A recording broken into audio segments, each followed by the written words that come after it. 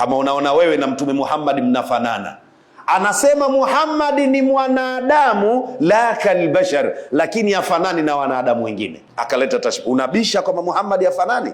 Akasema yakutu hajarun, hata yakuti nalo ni jiwe, lakini haifanani na mawe mengine.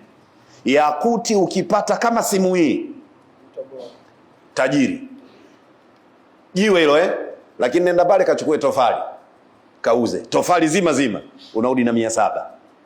Yakuti unakwenda na roli kubeba miela yote. Nini hayo? Mawe. Sasa kama mawe yanatofautiana, kwa nini wanadamu wasitofautiane wakati wanadamu ni viumbe watukufu?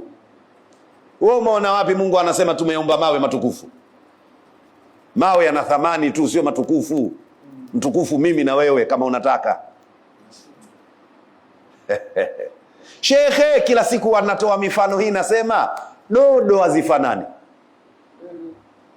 Dodo zile dodo za Mombasa za duara zika dumu la kuchezea sago, ndio dodo za Rufaia. Dodo inakuwa ya duara. Shekhe, nena kaangalie dodo ya kweli Rufaia, alafu iweke pale yenyewe imeiva kweli yenyewe, 2000, 2500, 3000 dodo. Hizi nyingine 700. Dodo inazoa 700. Unajua dodo? Daada ya duudu. Embe zinatofautiana maalim. Itakuwa wanadamu tusitofautiane bwana. Na ndiyo maana Mungu kataka ufanye iktibasu maanawi. Maana iktibasi kuna kubalagha ziko mbili. Kuna iktibasu lafzi na iktibasu maanawi.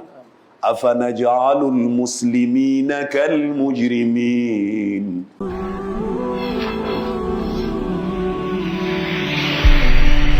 Khidma TV, khidma wa umma.